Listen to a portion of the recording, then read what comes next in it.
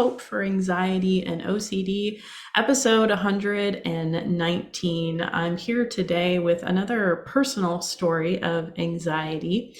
I am your host, Carrie Bach, licensed professional counselor in Tennessee. And here I have Crystal Propes. Say that right? Yep, that's right. Okay, good. Who we actually met on Instagram, which was really fun. And I just had reached out to her and she agreed to be on the show. Crystal's been posting a lot of information about ICBT, which is inference-based cognitive behavioral therapy, and just her perspective of it from the client that I feel like is very helpful. So sometimes we have different types of shows. Sometimes we have shows with different professionals who tell us about, the nitty-gritty details of specific therapy. But we always find it's helpful to share personal stories on the podcast of people who have actually been through the struggles and the trials that so many of you have gone through with OCD, and it encourages other people to continue to seek help, because we want people to know that there's hope and there's help. And with our story today, if one treatment in particular doesn't work for you, that it's okay to know that there are other treatment options out there for you. You don't have to be stuck in a rut or feel like, I think a lot of times people feel like I'm the exception to the rule and I'm the one that this therapy is not going to work for and I can't get help, and then they stop. And we just don't want anybody to stop today. So if you hear nothing else from this episode, that's what I would want you to know from the therapist's point of view. But welcome, Crystal. Hi. Hi. So tell us a little bit about your story with OCD. Like, how did that start, and when did you notice it showing up? And then when did you realize, like, oh, that's what this is? So my story is a long one. I now, that I think back about it, and I really didn't think this hard about it until recently. But now that I think back about it, I knew like that it had showed up in childhood, but I wasn't really sure how young. I think I was 3, so which Wow. is Yeah. very young, right? I've lived with this my entire life, but yes, I think I was 3, maybe 4, but I think I was 3.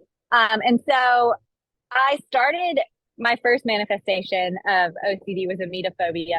Um, but I had a lot of other issues with it. I had like overwhelm with like big situations. Like I remember having like so much DPDR, like doing Christmas, and like kids are supposed to be excited, right? But I'm like sitting there silent. My mom's like, "Are you okay? What's wrong with you?" And it's like I don't really know. I just feel overwhelmed.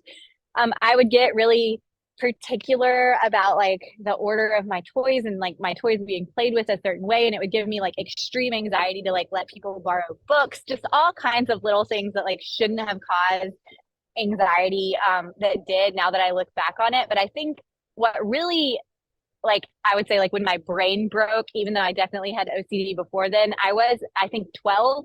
I was in 7th grade, and I was a teacher's assistant for my teacher, and so I spent a lot of time like alone in her room, as one of my Okay. electives.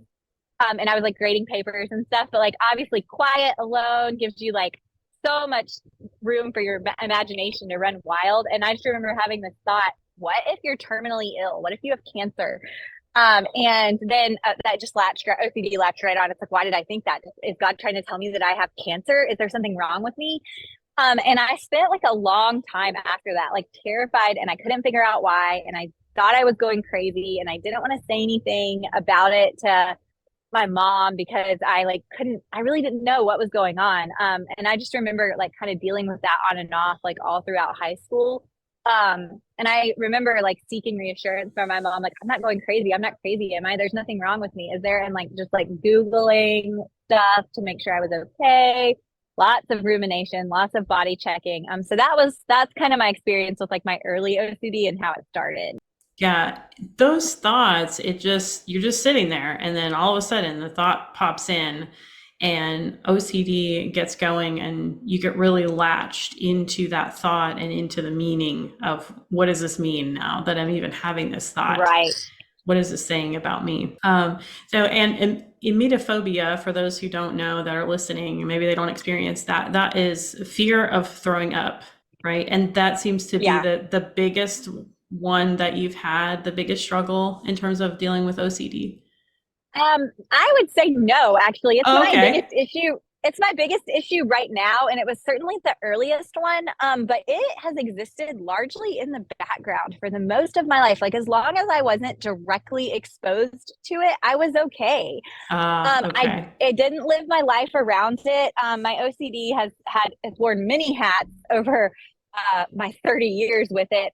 And most of them were not emetophobia. Even though I've always been emetophobic, again, like unless directly faced with it, it really didn't bother me until I had kids and they're in school and they've brought home germs and I've been traumatized by it.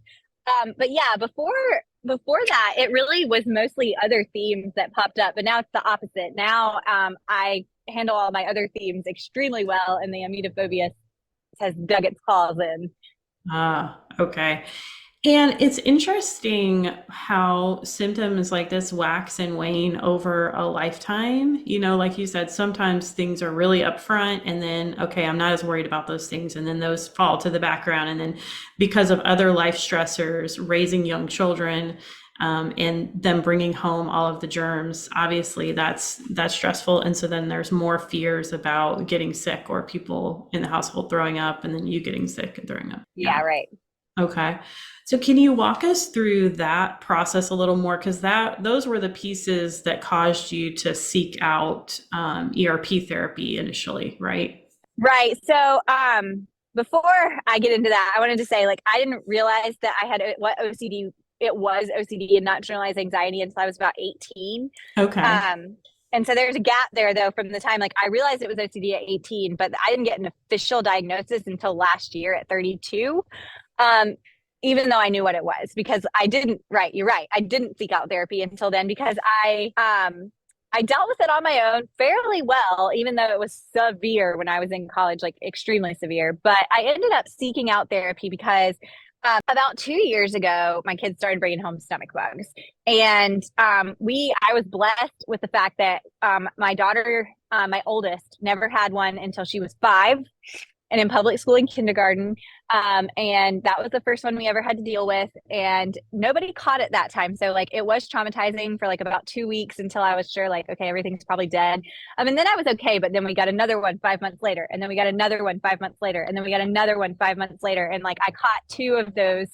We had like four and I had two or three of them like back to back to back. By the time I would get over one, we would get another one, and it was just back to and the one that took our whole family down. It was extremely traumatic for me, and I think like people who don't have a phobia, it's like hard to explain like the level of fear you experience in relation to a true phobia. Hmm. And like some people never feel that type of fear ever in their life. But if you've ever been terrified of something, you got to think of like the most scared you've ever been in your entire life, like the scariest possible thing you can think of, and being faced with that and having to take care of your kid through that and then having to deal with it yourself. And so I'm like literally shaking while taking care of my kid, and then I get sick and it's like the worst I've ever felt in my life. So like all my fears are realized. It's just as bad as I thought it would be.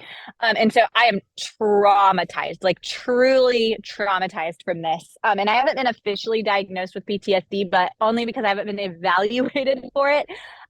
We decided to treat the OCD first, but I'll get into that a little later on. But anyways, so I was super traumatized. So I found that like my kids, we started school, and my kids, I was just watching them, their every move, hyper vigilantly watching them, afraid they're going to fall ill at any second, just anticipating the next bug that I was going to have to deal with. And I was spending like every second home with them, stuck in my own head, ruminating, hyper vigilance.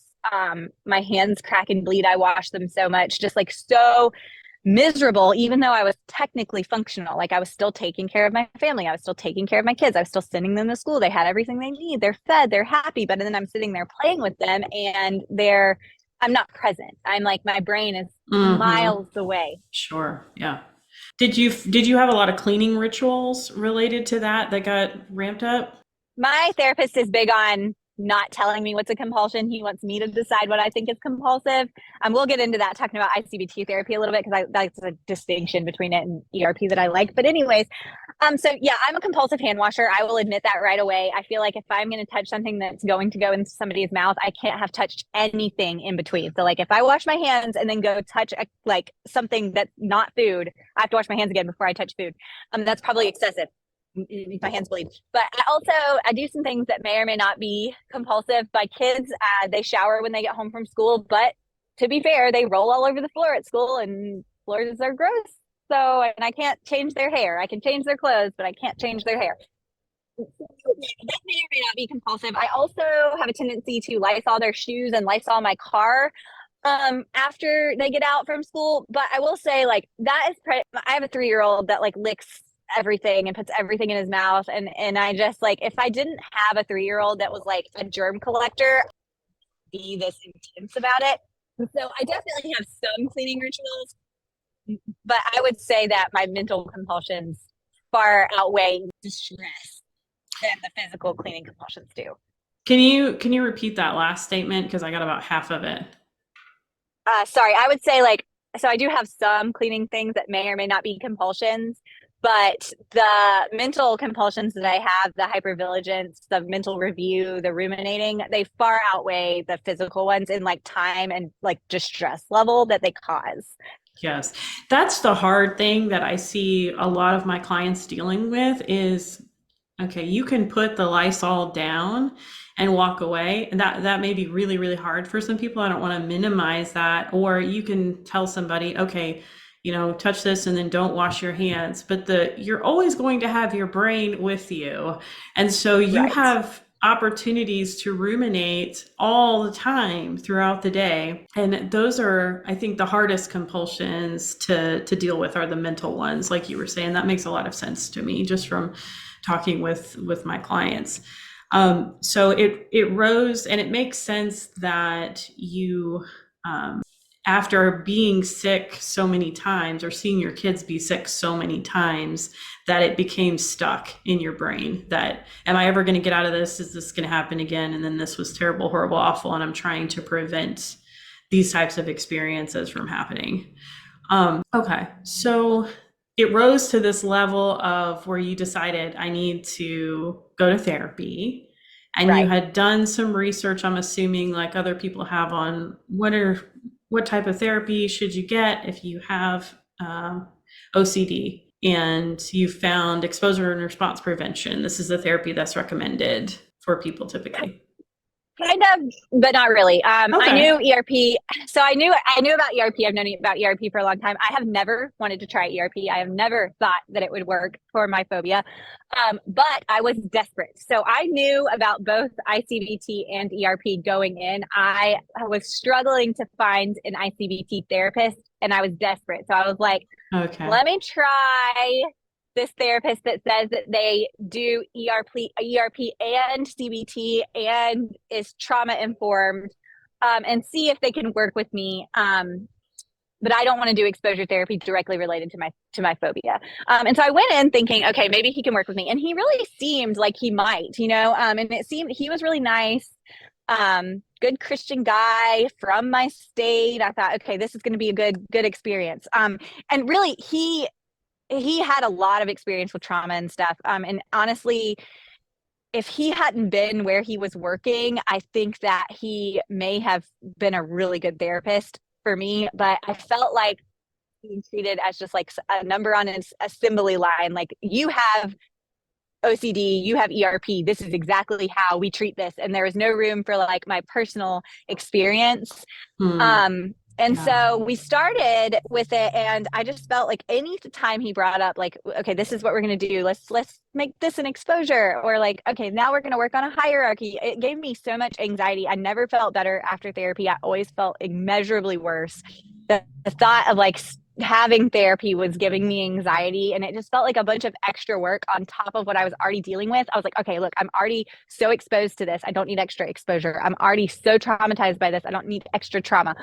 I don't want to create a hierarchy of my fears and then you make me work through them, because I already face my worst fear all the time. Like, I deal with this all the time. I have 3 young children in public school. And so like it really wasn't a good fit. So I talked to my friend and was like, hey, can you find me an ICBT therapist? And she came through for me big time. So That's awesome. How long did you stay with the ERP therapist? How many sessions did you I have? cannot remember exactly how many sessions because there was like 1 or 2 weeks where I did 2 sessions in a week and then other was where I just did Okay. one. And of course we get a stomach bug right in the middle of the day. Oh, when I wow. when I decide to start therapy, I'm like it's been like 1 or 2 weeks that I decided to start therapy and my kids have a stomach bug. And it was awful. And so like not only am I like trying to start therapy, I'm also like dealing with like my worst nightmare at the same time. Of course, only like 5 months after we had the last one we had. So like it's again, I had just gotten started to feel better and then this happens again. But anyways, so I think I did like 4 or 5 weeks of ERP total. Okay. Okay. Yeah.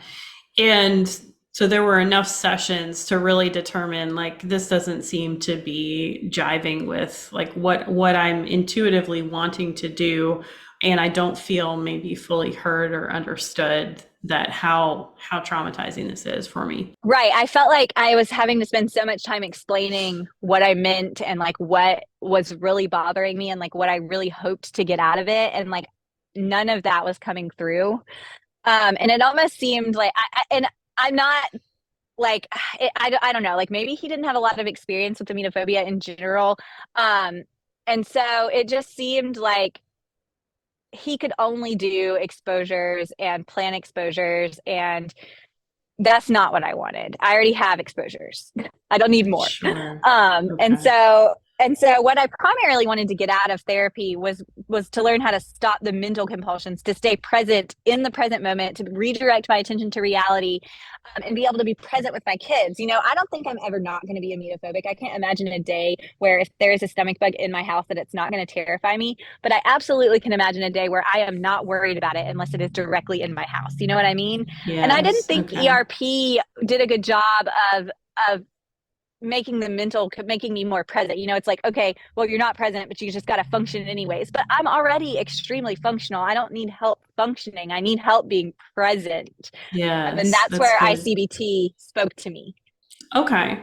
So, and I will tell people too, it matters where you put the I on CBT. If you put it at the end and you say CBTI, it's CBT for insomnia. If you put it at the Yep. beginning and say I, CBT, I know where therapists are confusing, then it's inference-based cognitive behavioral therapy. So tell us a little bit about what you've learned about ICBT. I know you've done a variety of reading on it in addition to going to therapy, with someone who's trained in ICBT. Yeah. Let me preface this by saying this is not an ERP hate. Like I know it helps so many people. I don't want people to think like I'm like hating on the therapy that like got them functional. I do realize the value in it. So I just want to say that. But now let me dive into the therapy that I love. Um, so I knew a little bit about it from a friend who had gone through it and now is a fledgling therapist herself, providing ICBT therapy in her clinical rotations. And but I didn't dig too much. I understood the concept. I understood how it worked. I didn't dig too much because I wanted my therapist to guide me through it. And he's done an incredible job of that. And this is a good time to get me because I'm almost done. I just finished module 11. Awesome. There's only one module left. And so so inference-based cognitive behavioral therapy. It is based off the concept of something called inferential confusion, which basically means that you have a trigger and then your brain has an obsessional doubt about it. Like, what if there's a germ on this doorknob? But you have no evidence that there's physical evidence that there's a germ on that doorknob. It looks clean. You didn't see anybody sneeze on it. No one's sick in your house. You have no reason to think that doorknob is dirty. But then OCD comes in and it says, well, what if somebody touched it? And if you had a microscope, you could see it. What if the person who delivered your mail yesterday had a cold and he accidentally touched your doorknob while he was delivering it? And your brain thinks of all these faulty reasoning methods as to why your doorknob could be contaminated. But none of that is real, right? You don't have evidence of any of that. All you have is your imagination thinking of all the ways it could be. And so that's like really where ICBT lives, right? It teaches you that you've created a story based on faulty inferences that you've gained from all these reasoning methods that seem like logical in your OCD brain, but they're just a little off, right? Like past experience matters, right? But does this matter to this situation? No, you're probably applying it and the situation's different, right? Or, yeah, germs technically do exist, but do you have any evidence that there are dangerous germs that could actually hurt you on the door, you know? So it's just all about teaching your brain how to recognize the obsessional doubt and the faulty reasoning behind it that goes into weaving the story, and then redirect yourself to actual reality, the here and now, and dismiss your doubts because you realize that they're based on your imagination, so they're not relevant to your present life. Yeah, that's awesome. I started reading the ICBT manual. I found it very interesting. Going back to what we were talking about mental compulsions versus physical compulsions, and what ERP does is it focuses a lot more on the compulsions, and ICBT focuses more on stopping because there's a loop The of obsession. obsessions and compulsions. So ICBT is focusing more on stopping the loop at the obsessional part rather than stopping it at the compulsive part. And I think that makes a difference when you're talking about mental compulsions, being able to say, okay, right now it has OCD kind of taken over my imagination, and now I'm imagining the worst case scenario where everyone in the family is sick in the hospital dying because of this stomach bug that I caught off the doorknob. Right. And I think like with ICBT, it's a metacognitive therapy, right? It resolves the obsessions. The thing I love about ICBT, the thing I love about it so much is that when it works, when you finally get it, and I mean, I'm not perfect at it yet, don't get me wrong, but the more you practice, the better you get. And it's like a slow burn. Like you'll be like realizing like at first you just start recognizing like, crap, that is so outlandish. Like, yes, that's a faulty reasoning method, but you can't stop, right? Like you're still Yes, compelled to like yes. do it. It's like, but it could be possible. But as you recognize more and more of your obsessional doubts and like what is actually drawing you into the OCD bubble, you get better and better and better at not getting into that rumination cycle, right? It's like, wait, no, this is an obsessional doubt. I don't need to take it further. But the greatest thing about it is when it works, you don't have to sit with uncertainty, right? We get to have functional certainty in ICBT. And I love that because you can be certain according to your senses, right? You can be certain enough. And the greatest part about it is that you never get to the distress part, right? Because you get to sit in that functional certainty and say, okay, this is enough for right now, for the present moment. Possibility doesn't matter because it's not relevant to right now. And so I went through an experience recently that like could have been really triggering for me. And I used my ICBT techniques. Like I went to a funeral and I've had like some death religious OCD in the past. And obviously I was around a bunch of people. I went in a public bathroom, lots of triggering things, right? And I feel like with ERP would say, all right, do it anyway and just sit with the discomfort. But with ICBT, I did it anyway, but I was never distressed, right? Because we resolved the obsession. So we never got to the anxiety part of the sequence. And then of course we never got to the compulsion part of the sequence because we never got to the anxiety part. So it's like, yes, I did all of this. Yes, it would have been triggering in the past, but because I was able to stay rooted in reality and I didn't even get into the OCD bubble at all, like, no, I didn't have to tolerate discomfort. No, I didn't have to tolerate uncertainty because I had functional certainty and I just operated it as I would as any normal person in a normal, non-obsessive circumstance would have. And so it was really cool to like be able to explain that to people. It's like, yeah, I faced triggers, but I didn't even have to face discomfort. So, did you prep yourself ahead of time or work with your therapist ahead of time on that experience in order to be able to do that? Like, Not specifically my like the death was a family friend and was not unexpected, but like obviously we didn't know exactly when it was going to happen. But I all the work now, if I had done this like back when I was like not as far into the modules, I would not have had like as good of an experience with this. Um, ICBT does a lot of like background buildup before you get into like the real like skill building, because you have to learn the metacognitive part, right? You have to learn exactly like where your obsessions come from, why the reasoning methods are faulty, and you have to learn so much of the beginning of ICBT is learning to recognize your obsessional sequence without like changing it, because like at that point you don't have the skills to like change your your obsessional sequence. You just realize, okay, this is where my obsessional doubt is. This is what my feared consequence is. This is giving me anxiety and dread, and that is why I'm going to do a compulsion. But it's hard to just stop the compulsion with like no guidance, right? Right. And Yeah. once you realize that you can notice all of that, and you like slow down your thinking and start noticing it, then you get to the later modules that teach you about reality sensing and the OCD bubble and the alternative story. And it teaches you how to stay grounded in reality and create a story that is based in reality. And then it's not compulsive because you don't argue with your OCD, right? ICBT is not arguing logic with OCD. It's saying, okay, reality says this and I'm going to believe it. And that's where you leave it, right? And Yes. the more, so it teaches you those skills. So I had just gone through module 8 and module 9 and module 10, which talk about all the faulty, like all the tricks OCD uses to pull you in and why they're tricks. And module 8 is reality fencing, and it tells you about how to stay grounded in reality and not like give in to the OCD bubble. And then module 9, the alternative story, which I absolutely love, because it's like, okay, you know, you're choosing to create a story, but you can create any story. So why not make a reality based story and then stick with it? That's Um, good. That's yeah, it's really good. awesome. And that helped me so much. So because I had just done all of that work, I was able to use that. And so I was like, I walked into the public bathroom, right? And I was like, no one's sick in here. The bathroom's really clean. I'm just gonna, you know, that's that. I'm not gonna dig into it anymore, right? No more, no what if, no hunting for reasons that it could be dirty or contaminated. And everybody like, and I, you know, I hugged a bunch of random people, and there was no like, what if they've been sick? It's like, well, they look healthy. They seem healthy. Nobody, is like looks like they feel ill or anything. So I mean, I'm just going to believe the reality based story. Everybody here is healthy, and it's not dangerous to hug them. And once you know you learn those techniques, and you realize that like you don't have to dig into it. It's so helpful. But I mean, I will say, like, it took me months to get there, right? Like, it took me probably 4 months of just noticing before I was Mm. able to like employ.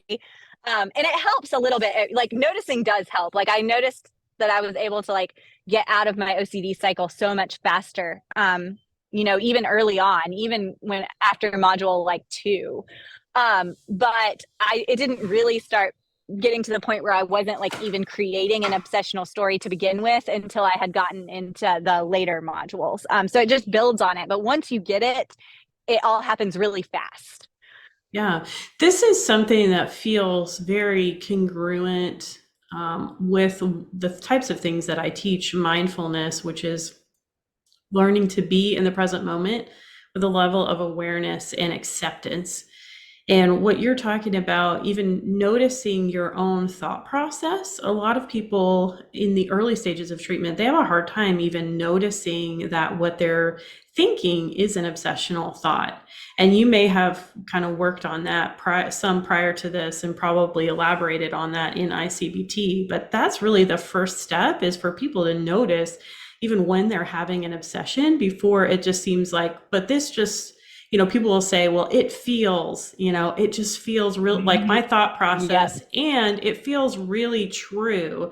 So when somebody walks into that bathroom, they may feel like it's contaminated, but what you're saying is look for the logical evidence, that says that it's not contaminated, or that it is. Maybe it is really dirty, and you say, okay, like, anybody without That, OCD wouldn't that would use be this a reasonable bathroom. It's doubt. disgusting. Like, That would be a reasonable, right? So ICBT spends, I'm not kidding, 6 modules teaching you exactly how to do that. The first hmm, 6 modules teach you how to slow down your thought process. And that's like the biggest thing with ICBT. You have to slow down, and it's so not intuitive for people with OCD because our thoughts race, right?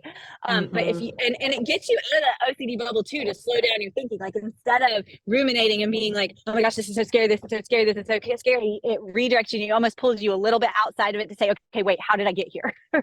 And so you spend the first 6 modules learning how to recognize your obsessional sequence, how you weaved this obsessional story, why it feels so real, and the ways OCD pulls you in, like literally 6 modules before it even ever tells you, like, okay, here's how you get out. And as you learn to slow down the process and work on the whole, like, do I have direct evidence of this doubt? And that was like one of the earliest things. I think we were in module 2 when my therapist taught me this. He said, just ask yourself, what direct evidence would I have to have right now for my doubt to be true? And like by direct evidence, he said he means it will hold up in a court of law. So like we live by this principle now, right? I need direct evidence that would hold up in a court of law that my doubt is reasonable. And that was one of the earliest things before I even got to the skill building part of ICBT that like started to pull me out of that bubble, that started to help me with my OCD. Like, what is the direct evidence I would have to have that one of my kids has a stomach bug, right? And in a court of law evidence, like it would have to be that they are physically sick. Like would have to have seen one of them have gotten sick, right? Because I can't tell you how many times they're like, my stomach hurts and there's nothing wrong with them, right? So that's not direct evidence, et cetera, et cetera. So a lot of times the bar for direct evidence is way higher than like we realize that it would have to be, right? Our OCD has tricks to like warp us into thinking we have direct evidence, but really we don't have direct evidence of that. So that was the earliest thing that I learned to do to help pull me out of the OCD bubble, was say, okay, wait, slow down. You're creating a story. You know you're creating a story. What direct evidence would you have to have for this story to be true? And so that was like an early skill technique that my therapist taught me that really helped me when my OCD was like really bad, before I even got into like the skill building part. Yeah. So you said there are 12 skills that you have to go through and learn. 12 modules, yeah. 12 modules. And as you go through those modules, is there homework involved? Yes, there's quite a bit. Okay, so ICBT is like a course, literally, like I would say like a college course, right? The way my therapist approaches it, and I know like every therapist has like a little bit of a different way of doing it, but he goes over a module with me, and like he doesn't like read to me, and I do not have the module. He doesn't send me any of the stuff until after. So he always has like some sort of analogy or like thought experiment or like exercise to do with me in session, and they're always excellent. He loves relating my OCD to like parallel but not exact situations. So like I have a lot of like anticipatory OCD issues. Like I'm afraid of the next time we're gonna have a stomach bug, right? Right. And he would parallel that with a client that was like worried about noticing shapes, and like he would notice the shape and then he would see it everywhere and get really distracted by it and it would make him miserable. And he would always be worried about the next time he might notice a shape and it would stick in his brain, right? So he would like parallel my story to that. And he would parallel like maybe my worry about stomach bugs to someone who was like equally as afraid of COVID. So like just like parallel examples, but that take me a little bit outside think rationally when it's specifically about your theme, right? So he would go over that with me, and then it would always relate to the module we were on for that week. And then he would send me the homework, and the homework is always a lot of it is like some writing, and then there's some like exercise, like thought experiments that I need to do throughout the week. And we would meet back the next session and go over what I wrote. And there's a quiz that they sure you understand what you read. And so we would first go over the quiz, and then we would go over like the work I did, and then like any questions I had about it. And you know, some modules we did one a week, some take two. Sometimes module Okay. 11 is a monster. We've been working on it for 3 weeks now. But yeah, 1 to 2 weeks per module typically. Okay. Let me pause for a moment as I didn't realize my computer is not plugged in here. Should have done that at the start. All right. It was like battery savers on. Okay. All right. I think we're good here. I think this is really important, Crystal, for people to know what they're getting into when they're looking Yeah, at doing different therapies, because it doesn't really matter which therapy you choose. If you're not willing to show up and do the work, like it's not going to help you get better. Like, and different modules work, different types of therapy work for different people. And so that's part of what why we're talking about this, to let people know, hey, maybe you have tried ERP and you're looking for a different option. Maybe you haven't tried ERP because the idea of it just totally terrifies you and you don't I feel think a like lot of people are there. you can do that. Yeah, and or maybe people say, I don't know how to expose myself to certain things that are in my imagination, like being afraid of going to hell. And there are Right, different things that they do in exposure and response prevention to expose people to that, but it doesn't necessarily sit well sometimes with Christians who really struggle with right, doing some of those exposures, and having to find somebody that will do religiously sensitive exposure sometimes can be a challenge, from what I've heard from various people that have contacted me through the podcast. So I'm glad that we're talking about this, but it does, whatever you're going to do, it does take practice, it does take intentionality, and it does take work, because you've spent so much time. You called it the OCD bubble. You spent yeah, so that's what they much, call it. yeah, you spent so much time going through that over and over and over again. Like it's really patterned in your brain. So whenever we're trying to make these new brain connections, it takes our brain a while to pick up on something new like that you're feeding it. So you have to do it over and over and over, just like any other habit we create in our life. We can't go out and exercise one day and say, hey, like fit and in shape. Right. Yeah. You got to exercise that brain. Um, yeah, I will say that was the biggest thing with I would get so frustrated at the beginning of ICBT therapy because I'll be like, yes, you taught me to notice all this and I can notice it, but I don't know how to stop. And that was like my biggest thing, right? And then I realized the more I practiced, I was all of a sudden I was just doing it. And it was like, oh, I can do this now. And so I can't there's not too much, I cannot put too much emphasis on like even if it feels like you're just noticing and it's frustrating that you're noticing and there's nothing you can do, like the more you practice the faster you get, and the earlier you notice your obsessional story, the less anxious that you will make yourself, right? You're torturing yourself by weaving this terrifying story, right? You're scaring yourself. Mm. And it was like it was once I realized that, it's like, wait, why am I doing this? I am literally just like sitting here terrifying myself. Why am I doing this? And at first it was like, I was already so far in before I realized I was doing it. It was hard to stop. But like when you catch it to start, then you're not quite as anxious, right? And you haven't woven as good of a story at that point, right? So it's way easier to stop. So like noticing is like, I would say 85% of the work. Once you notice it, once you figure out how to notice it and slow yourself down, that's like 85% of the work. The skill building part is only like 15%. And I spent like weeks he had me doing thought chains where I like just, and at first it was retrospective. And then eventually I got so good at it, I could do it in real time. But it's like, okay, I noticed I was in the bubble. Where did I go wrong? What initial thought took me into my imagination and away from reality? And that was so helpful. And I think I did them for like 3 weeks. And now I like do not have to write them down. I do not have to go back and like go through it at all. I can do them in real time. I get an obsessional thought, I might start to weave a story, but then I'm like, oh wait, that thought took me into the imagination, and then right back out I go.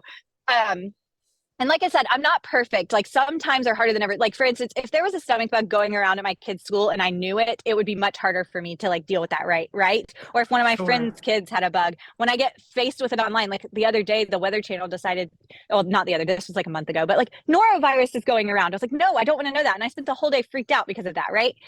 And so like again, I'm not perfect at it, but I will say like the beauty of ICBT is that a lot of times you hear like you can't get better without exposures. But I think we need to think about that differently. You don't have to do exposures to do ICBT. If exposures terrify you and you are not going to do therapy for your OCD because you don't want to do exposures, you do not have to do exposures with ICBT. You will be triggered because you're going to have to talk about your fears, right? To be able to do the therapy, but you do Yeah. not have to do exposures. And the thing about ICBT is that you obviously eventually, like, you're going to stop doing compulsions and live your life, right? But it's not about doing exposures for the sake of exposures. It's about, I can do this triggery thing because I have no direct evidence that it requires a compulsion. I have no direct evidence that my obsessional doubt requires me to do anything but live, to do what I want to do according to my values, right? Sorry, the dog. Um, and so that's the greatest part about it is like, right, like sometimes, I mean, my therapist, he does ERP, with other clients. So sometimes he'll be like, well, that's a great exposure, right? And it's like, but it isn't an exposure, right? It's just something I wanted to do to live my life, and we're just like kind of joking about it being like that. But it's great, right? Because I didn't have to plan an exposure. I didn't have to plan response prevention. I just, like, for instance, we're going to go to an Easter egg hunt at church on Saturday. And that gives me anxiety, right? I'm going to take my 3-year-old and let him hang out with other kids. But To pick up do stuff I off the need, ground. right? Do I need to avoid that situation? No, because no one's ill. I have no evidence that anything bad is going around at the church. It's outdoors in the sunlight. And we've gone to many things at the church before, and my kids have been fine. My daughter goes there all the time with her friends, and she comes back fine. And so reality tells me that we can go and it'll be great. And it's something I want to do. And it's something that's values based. And so it's not an exposure, right? It's just me living according to my values and not having to do an avoidant compulsion because reality says that it's unnecessary. Mm. Unless you're doing massive amounts of avoiding, which there are people that do that, that avoid all types of different situations. In order to live your life, you're going to face triggering situations, I think is what you're saying. So you're going to expose yourself. It's just not oh, this is a planned exposure, to work through my OCD. It's just, like you said, living your life, which feels really freeing and beautiful that you're able to go out and do those things. Right. And it's not, and like, I like to think of it as like, it's not an extra exposure. You know what I mean? Like, I feel like with ERP, it's all about extra exposure, on top of your triggers to teach your brain how to like not respond to it. Don't do a compulsion when you do this trigger. But with ICBT, it's like you can deal with your everyday exposures when you are doing things that you want to do, values and according to your values, right? And you can do that without compulsions, and eventually without distress because you're remaining in reality and your obsessional doubt is irrelevant in the here and now. Like that's like the biggest thing in ICBT. Like your OCD is irrelevant. OCD is imaginary. It is a story you have created solely in your imagination. And it doesn't matter if it's technically possible. It doesn't matter if it's happened before because it's not happening right now. And because it's not happening right now, the only way that OCD could have conceivably come up with this doubt is for you to have imagined it, right? Yeah. And so I love that. I love like OCD is in your imagination, but you need to be in the present. And so like, yeah, that's the biggest thing it has taught me is that even though like, I feel like my fear is a very difficult one because it's not my fear is more probable than not, right? There's lots of people who are scared of things with OCD that will never happen, right? But like mine, I am going to be exposed again. I am going to be terrified and I might even be traumatized by it, but it's not happening right now. So it doesn't require my attention right now. And so like that's been like the biggest thing for me is learning to like let go of the what if and that it's possible and this could happen in a week because it's not serving me any purpose. Yeah.